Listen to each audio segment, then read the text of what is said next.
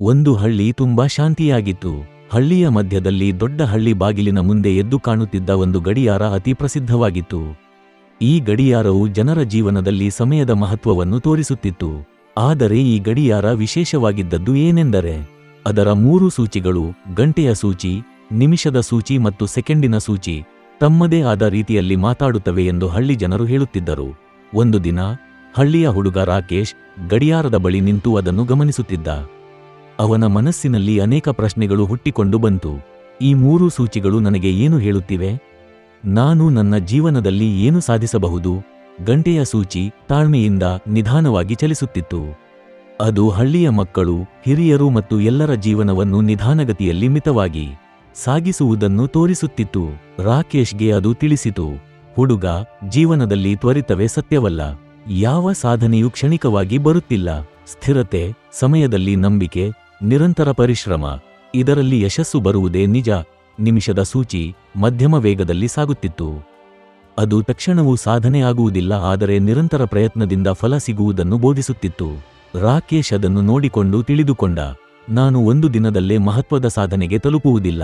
ಪ್ರತಿದಿನವೂ ನಾನು ಹೊಸ ಪ್ರಯತ್ನ ಮಾಡಬೇಕು. ಪ್ರತಿ ನಿಮಿಷವೂ ನನ್ನ ಜೀವನದ ಹಂತವನ್ನು ಕಟ್ಟುತ್ತದೆ. ನಾನು ಧೈರ್ಯದಿಂದ, ತಾಳ್ಮೆಯಿಂದ ಪ್ರತಿದಿನ ಸ್ವಲ್ಪ ಸ್ವಲ್ಪ ಮುನ್ನಡೆಸಬೇಕು. ಅಂತಿಮವಾಗಿ ಸೆಕೆಂಡಿನ ಸೂಚಿ ತುಂಬಾ ವೇಗವಾಗಿ ಚಲಿಸುತ್ತಿತ್ತು. ಅದು ತಕ್ಷಣ ಬದಲಾವಣೆ, ತ್ವರಿತ ಕ್ರಿಯೆ ಮತ್ತು ನಿರಂತರ ಚಲನೆ ಎಂದುವನ್ನು ತೋರಿಸುತ್ತಿತ್ತು. ರಾಕೇಶ್ ತಿಳಿದುಕೊಂಡ, ಸಮಯ ಎಂದರೆ ನಿರಂತರ ಚಲನೆ. ನಾನು ನಿಂತುಕೊಳ್ಳಬಾರದು. ನನ್ನ ಕನಸುಗಳು, ನನ್ನ ಗುರಿಗಳು ನನ್ನ ಎದುರಲ್ಲಿವೆ. ನಾನು ಪ್ರತಿ ಕ್ಷಣವೂ ಪ್ರಯತ್ನಿಸುತ್ತಿರುವುದೇ ಮಹತ್ವ. ಈ 3 ಸೂಚಿಗಳು ರಾಕೇಶ್ಗೆ ತಿಳಿಸಿತು, ಜೀವನದಲ್ಲಿ ಯಶಸ್ಸು ಸುಲಭವಾಗಿ ಬರುವುದಿಲ್ಲ. ಸಾಧನೆ ಎಂಬುದು ಗಂಟೆ, ನಿಮಿಷ ಮತ್ತು ಸೆಕೆಂಡುಗಳಂತಹ ಹಂತಗಳಲ್ಲಿ ಸಮಯದ ಮೌಲ್ಯವನ್ನು ಅರಿತು ನಿರಂತರ ಪ್ರಯತ್ನದಿಂದ ಮಾತ್ರ ಸಾಧ್ಯ. ಒಂದು ದಿನ ಗಡಿಯಾರದ 3 ಸೂಚಿಗಳಂತೆ ಅವನು ತನ್ನ ಜೀವನವನ್ನು ಚುರುಕಾಗಿ ಸಾಗಿಸಲು ಪ್ರೇರಿತರಾದನು. ರಾಕೇಶ್ ದಿನವೂ ಬೆಳಿಗ್ಗೆ ಎದ್ದಾಗ ಗಡಿಯಾರದ ತಿರುವುಗಳನ್ನು ಗಮನಿಸುತ್ತಾ ತನ್ನ ದಿನವನ್ನು ಯೋಜಿಸಿಕೊಳ್ಳುತ್ತಿದ್ದ. ಪ್ರತಿಯೊಂದು ನಿಮಿಷವೂ ಅವನು ಸ್ವಲ್ಪ ಸಾಧನೆ ಮಾಡುತ್ತಿದ್ದನು. ಪ್ರತಿಯೊಂದು ಸೆಕೆಂಡು ಅವನು ನಿಷ್ಕ್ರಿಯವಾಗದೆ ತನ್ನ ಕನಸುಗಳಿಗೆ ಹತ್ತಿರವಾಗುತ್ತಿದ್ದನು. ಹೊತ್ತು ಹೋರಾಟ ಮತ್ತು ಪರಿಶ್ರಮದಿಂದ ವರ್ಷಗಳ ನಂತರ ಅವನು ತನ್ನ ಕನಸುಗಳತ್ತ ತಲುಪಿದ. ಈ ಕಥೆಯ ಮೂಲಕ ನಾವು ತಿಳಿಯಬೇಕಾದುದು ಏನೆಂದರೆ, ಗಂಟೆಯ ಸೂಚಿ ನಮಗೆ ತಾಳ್ಮೆ ಮತ್ತು ಸ್ಥಿರತೆಯನ್ನು ಕಲಿಸುತ್ತದೆ. ನಿಮಿಷದ ಸೂಚಿ ನಮಗೆ ನಿರಂತರ ಪ್ರಯತ್ನ ಮತ್ತು ಹೂಡಿಕೆಯನ್ನು ಕಲಿಸುತ್ತದೆ. ಸೆಕೆಂಡಿನ ಸೂಚಿ ನಮಗೆ ನಿರಂತರ ಚಲನೆ ಮತ್ತು ತಕ್ಷಣದ ಕಾರ್ಯಕ್ಷಮತೆಯನ್ನು ಕಲಿಸುತ್ತದೆ. ನಮ್ಮ ಜೀವನದಲ್ಲಿ ಗುರಿಗಳನ್ನು ಸಾಧಿಸಲು ಈ 3 ಸೂಚಿಗಳಿಂದ ಬೋಧನೆಯಾದ ಪಾಠವನ್ನು ಪಾಲಿಸಬೇಕು.